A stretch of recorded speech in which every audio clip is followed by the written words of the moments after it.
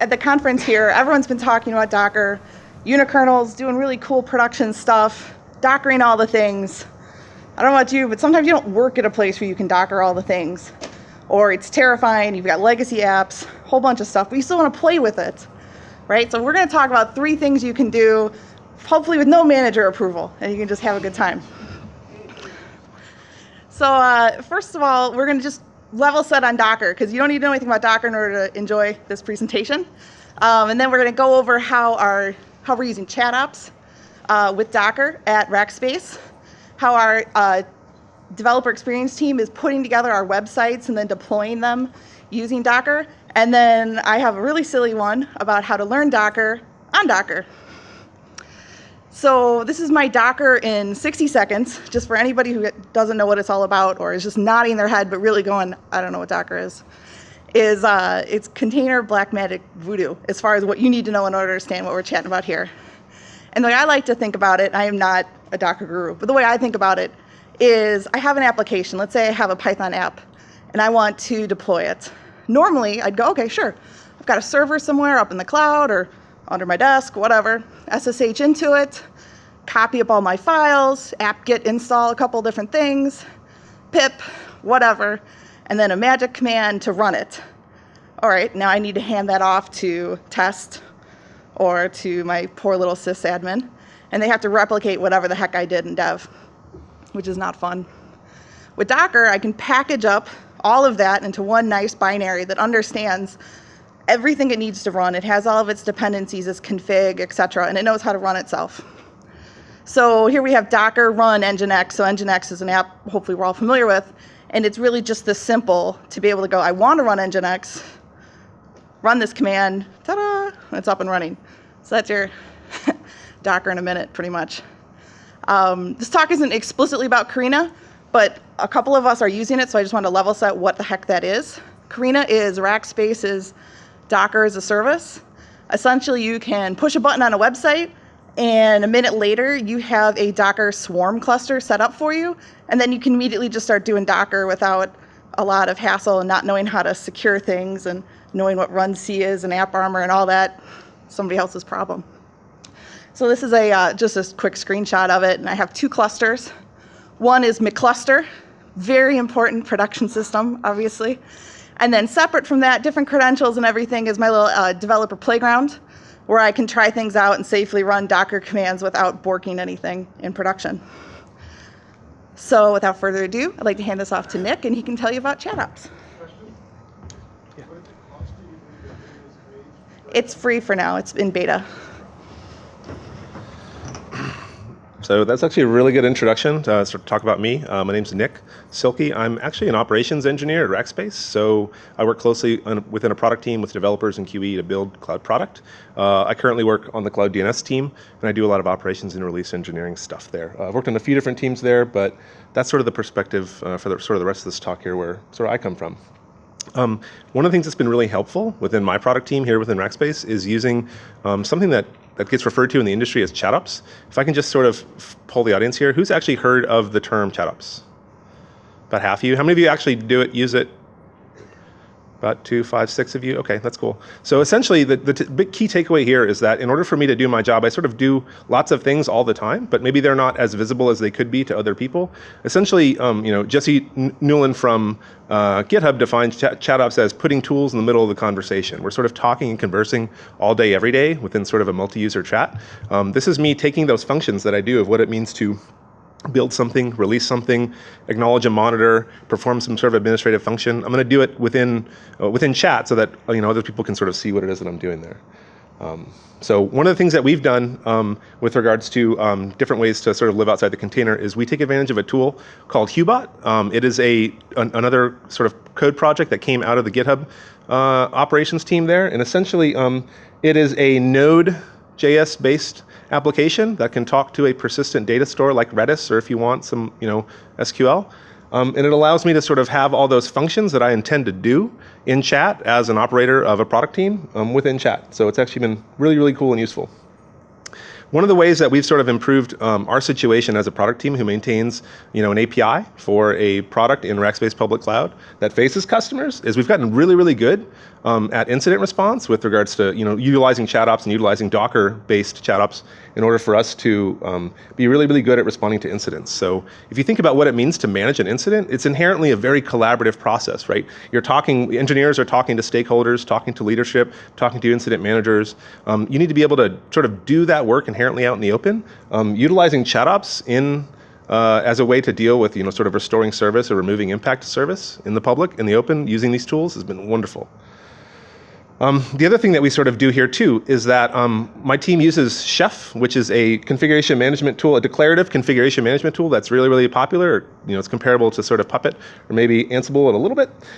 We sort of use it, and it's a tool that sort of works really good under the scenes or behind the covers. And sometimes you as an operator might use Chef or call Chef to go do a thing, but there's not necessarily that visibility to the rest of your team of like, oh, hey, Tom, Dick, or Harry went and converged a fleet of infrastructure and did it unbeknownst to you. So if you don't have visibility to that, that can be kind of painful. So one of the things that ChatOps enables our team to do is to take those Chef functions and to actually run them out in the open like I would with a normal sort of ChatOps type tool. So I can actually take a look at the state of my fleet. I can conduct searches within Chef Search. I can also take a look at all the different configuration objects that are what make up my fleet in terms of my environments, my roles, all that stuff. I can sort of take a look at that stuff. That's been really, really wonderful, right, for the team to understand who's sort of doing what with a tool. Another thing that we've done too also is that we utilize continuous integration tool, Jenkins, in order to run all manner of things for us, but basically establish a pipeline for us to sort of run a build for us to ship fixes or features up and out to production. Rather than have a person clicking a button in Jenkins to say build the thing, or possibly calling an API to do it, we actually do it sort of out in the open with plugins to Hubot along with Jenkins to allow us to say, give me a build, please. It does support parameterized builds, so if I have something that's reasonably dynamic, like I might want to take a particular topic branch and deploy it out to an environment and sort of run some sort of acceptance test on it, or I want to dial some worker count up, as long as my jobs are parameterized, I can feed that stuff through chat, through Hubot, through Docker into Jenkins. It also supports identities, so you get an understanding of who did what when. In terms of a person, there's an idea. Hubot understands, or ChatOps can understand who is who in chat, so that when a person says "build me a thing," you have sort of an audit trail of who asked to build the thing. The other thing that's also really helpful here too is taking a look at sort of the state of our runs. I don't really ever have to go to the Jenkins UI anymore to know when's the last time a build was run or what's the state. Are they sort of red or green? I can take a look at that stuff through chat. It's really, really cool. There's a bunch of other sort of, it might be minutia, but it actually really, really has been really helpful to help sort of push a team that was reasonably high functioning to sort of make them even closer and more of a tighter unit who's able to work really effectively and make them sort of even more collaborative. So there's lots of seemingly trivial little things in terms of utilizing funny stuff, or the pound M thing is something we do very often where we sort of congratulate a person like, hey, you're doing a great job, whatever this is. We use that pretty often as a way to sort of cheerlead each other as we do great things, and then we also take advantage of sort of karma for rewarding people for doing great stuff. So let's take a step back and what does this have to do with containers, right? So one of the things that our product team came to the story here is that we at the Tokyo Summit when OpenStack Carina was announced, or when Rackspace Carina was announced, one of our developers took a look at it and was like, wow, this looks like a really great way for me to take the playing that I'm doing with Docker Compose and throw it onto a Swarm cluster in a reasonably turnkey way. So within less than an hour, our semi-complicated OpenStack backed product, we run sort of OpenStack Designate, which is sort of DNS, the control plane for DNS for OpenStack clouds. He was able to sort of roll that into the necessary YAML that's required for you to fire up our stack within Docker Compose and actually deploy it on Carina. So that was really, really exciting, right? That he was able to deliver that really fast for us. So we had been utilizing Hubot and sort of ChatOps on sort of a totally different platform. And we said, wow, we're really sort of happy with the way things are going with us using Carina for us to run these Docker Compose builds. Maybe we should bring this stuff home to the mountaintop and actually run it within Carina. Let's try that. One of the things that was really, really cool here is that in under an hour, like we were able to start the process of spiking out what it means to conduct the migration and actually execute and get it done, which I think is really, really powerful and compelling, that I was able to pick up a workload that was running here, move it over here, and voila, it works, which includes me moving a data store from one place to another. Another thing that I'll sort of call out here too is that living in sort of a Heroku world where you have a non-very configurable sort of proc file, or you just sort of declare the stack it is that you intend to run within Heroku. The cool thing about Carina, or the cool thing about composed Docker-based solutions, is that I can take my Docker file and customize it in a reasonable amount in order for it to do sort of extra things here, right? So it might be kind of hard for me to shove private keys within Chef or Ansible within my ChatOps bot in order for it to interface with sort of authorizations. With Docker, it's more or less more composable, no pun intended, for me to sort of bring that stuff in the form of a Docker file into what it is that I intend to run. So yeah. So with Designate Carina, one of the things that we did to sort of make it really, really easy for new people on our team to sort of onboard this stuff is that really the only thing they really have to do is to clone the repository where we store all the Docker Compose stuff that comprises Designate Carina, and run 3 commands more or less to sort of make it happen. So they can call and make Bootstrap, which will satisfy all the necessary components for them to lay down the Carina runtime and some other sort of bits there. They'll call a cluster create, which will do exactly what Carolyn was talking about, where it'll sort of pop a Docker Swarm cluster for my tenant in Carina and make it sort of ready for me. And then I'll call a make all, which will say, go ahead and rampage through everything I've declared in Compose and go build me a stack in that single tenant Swarm cluster that you asked me to do. If I sort of take a look here, in Designate Carina, I've sort of pre-staged, there's like sort of a brand new cluster here sitting in an active state.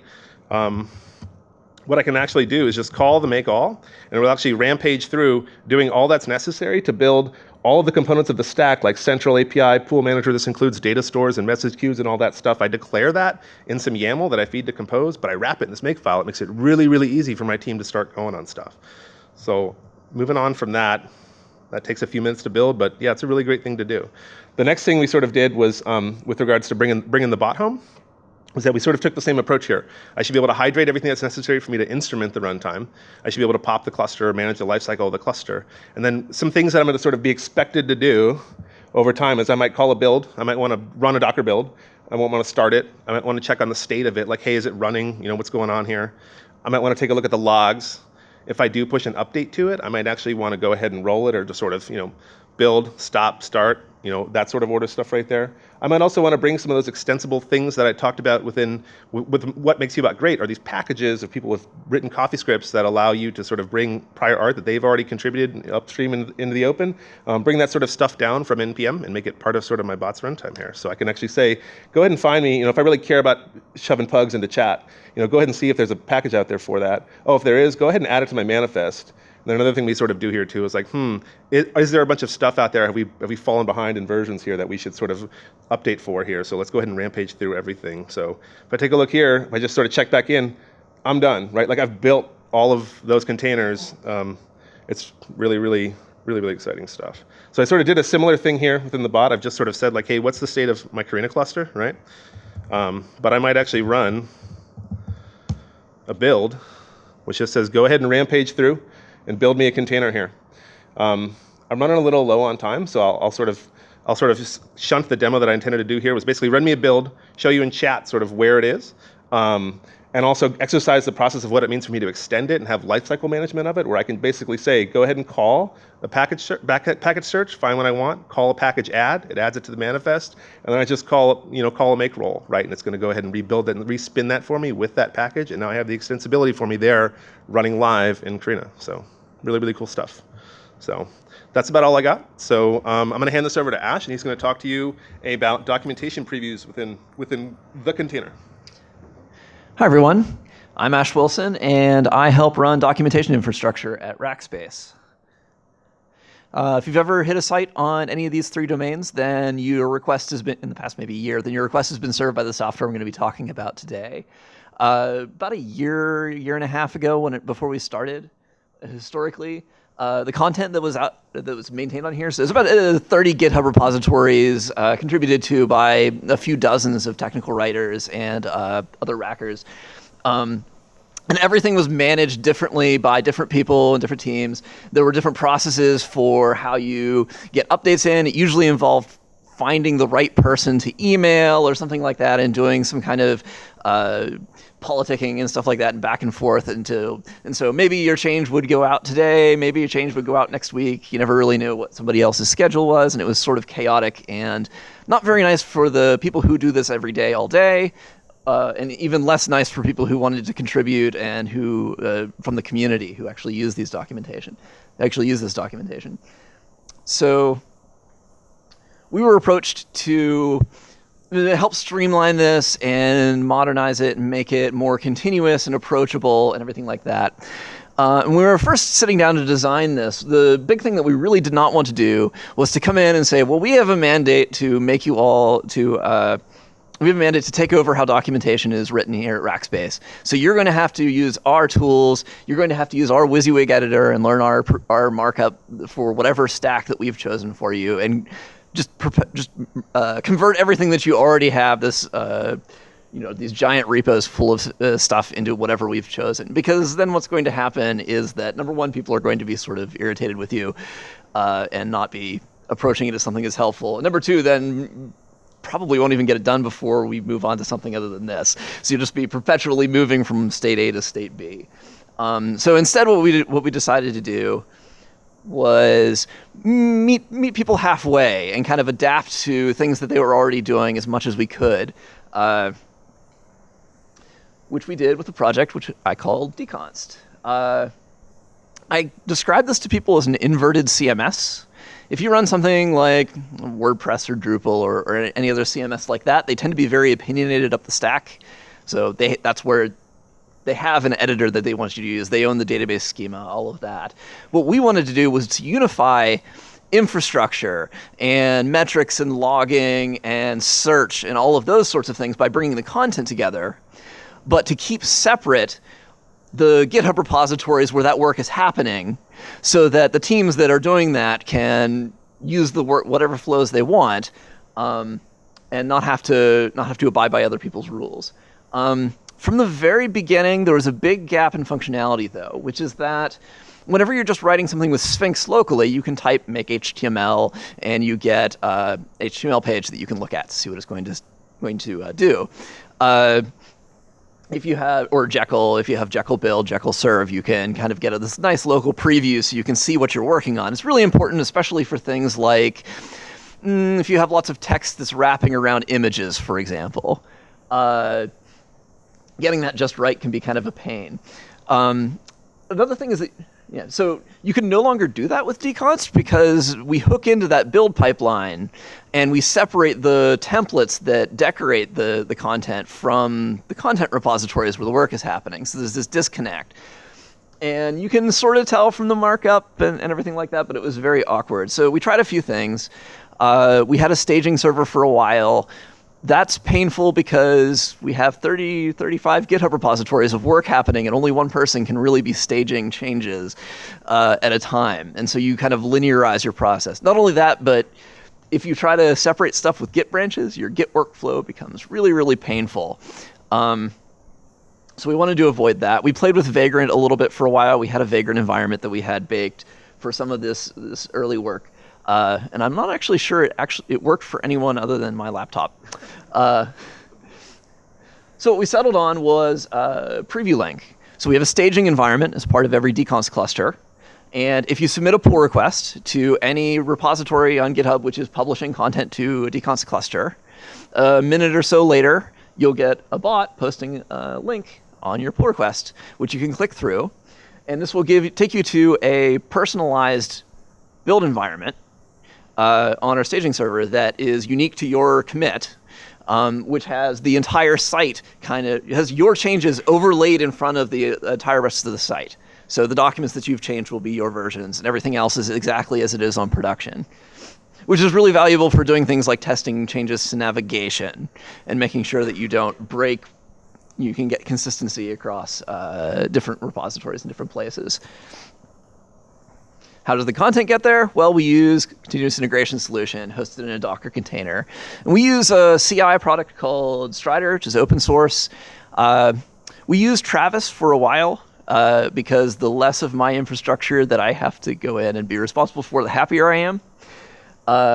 But we ran into problems whenever we started to onboard repositories where the source code for that product is in the same repo as the documentation, because build environments collide badly.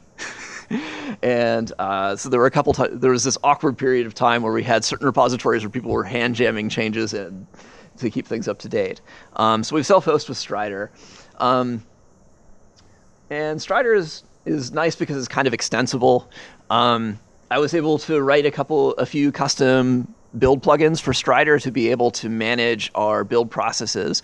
And our build processes take the form of a sequence of containers. The first of these is called a preparer.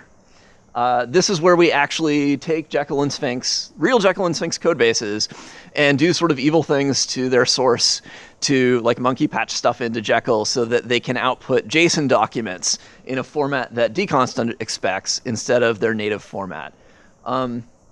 We do try to keep things as consistent as possible with the real engine, because there's these ecosystems of plugins and extensions and customizations that you can do with Sphinx and Jekyll and other engines like this, which is the reason why you're using them in the first place. So we wanted to keep everything as consistent as we could with the native environment.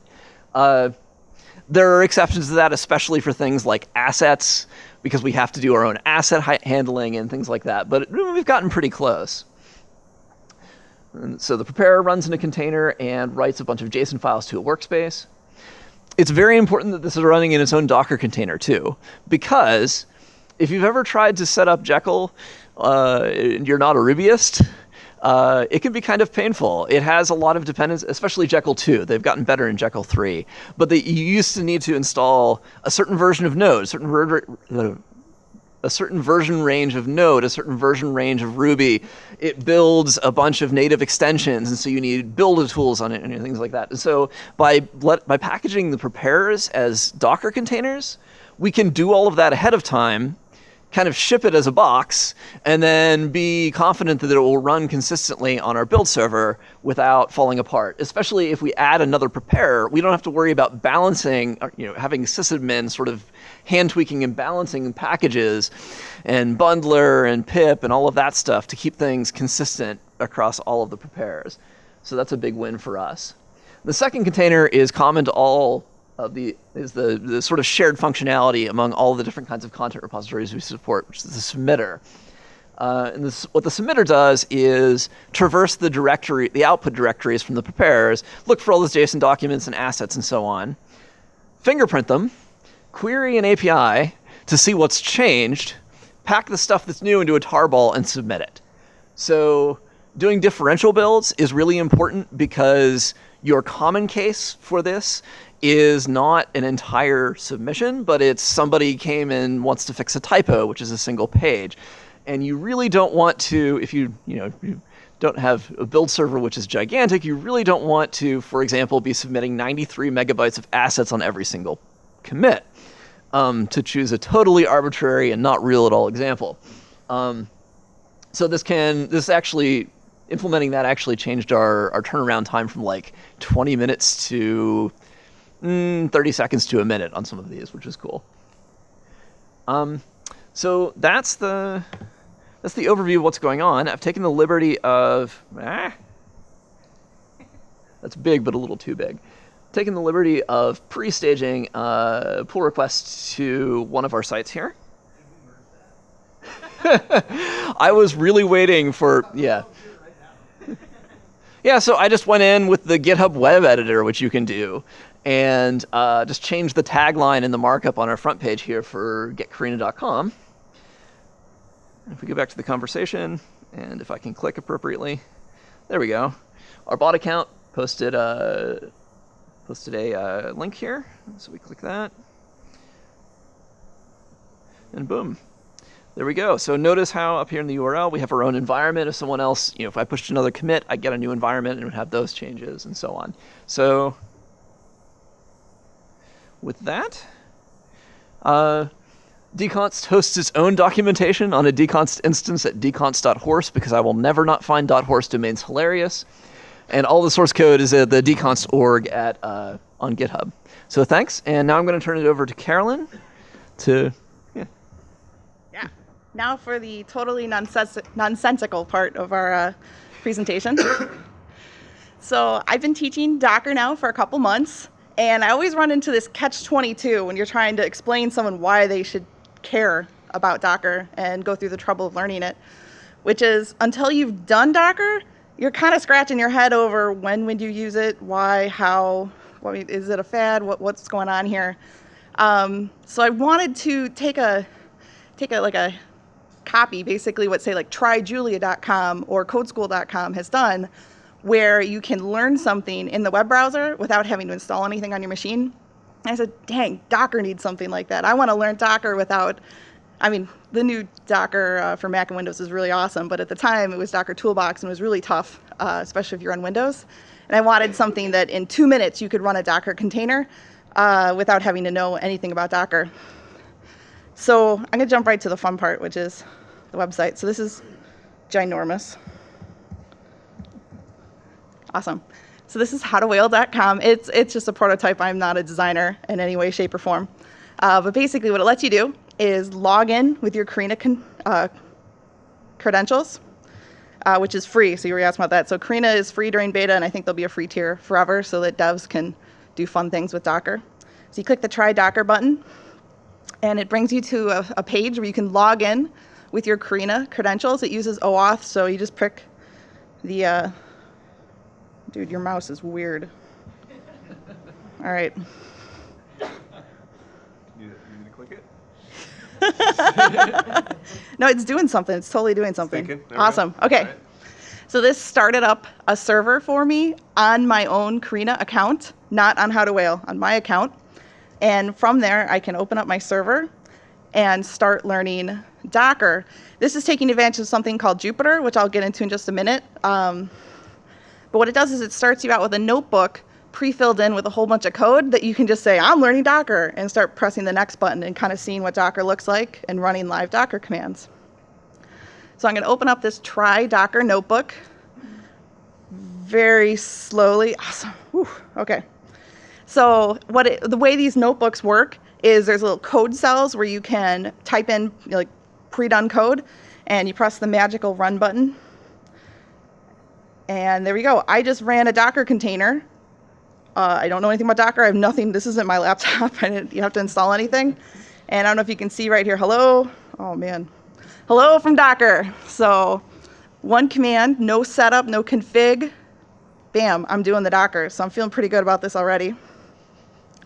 That's kind of contrived, though, right?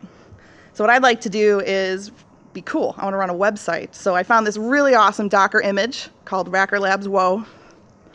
And it'll run a website and publish it on port 80. So let's give this a shot and see what happens. All right, so very friendly container ID just got output there.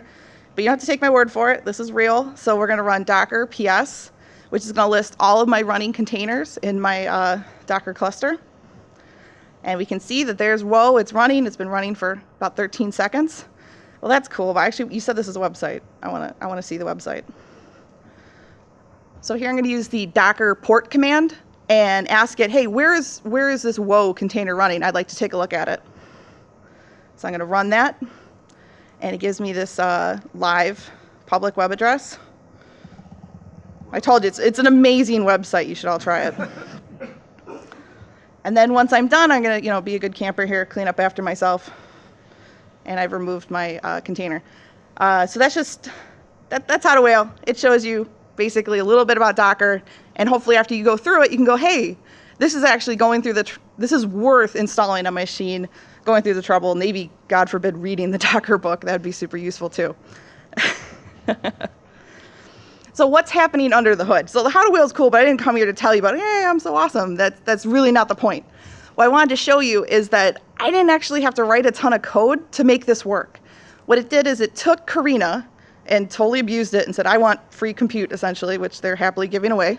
And then I took something called Project Jupyter and combined them together so that I could run code. And Project Jupyter is made for data science, and this is totally not data science. So again, we're off in La La Land. So real quick, what Project Jupyter is it's this website that you can spin up. You can run locally, or if you use Jupyter Hub, you can run it on a web and have people log in. and have lots of people in there. And so this one, I have a Python notebook. So I was able to run Hello World. It's my favorite example. And as you can see, it prints out at the bottom there, Hello World. And again, nothing was installed, and you can just kind of use it. And you can run a whole bunch of different languages. So for example, Julia, R, Python, .NET, lots of different things. So that was really cool and all, but what was really happening under the hood, okay? Because we want to build one of these ourselves. So what really happened was I had my web browser, and I typed in, Docker run Hello World. What that did is it directed my request to Jupyter Hub. Jupyter Hub looked at the URL and said, oh, okay, I know, you're Sally. All right, I'm going to send this over to Sally's Jupyter server. And if you take a look at this, Sally is actually running her Jupyter server on her own Carina cluster. So I'm not paying for Sally trying out these tutorials. Sally has it off on Carina, and all I'm doing is maintaining this really simple little proxy, essentially. So Jupyter gets that command, Docker run hello world, and goes, sure, I've been pre-configured to know how to talk to basically the Docker Swarm cluster that I'm sitting on, and it spins up the hello world container, and then the output trickles back to the web browser.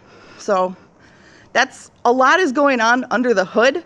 But what's interesting about it, the reason why I'm boring you to tears with what is going on, is that I can scale my website out. I could become wildly popular thanks to OSCON. And if I get 500 people to try it out, I'm not paying for 500 people to try out and try Docker. Each user is bringing their own compute and running everything there. But as far as the user's concerned, it was one button click that said, sign me in with Carina. I'm cool with this.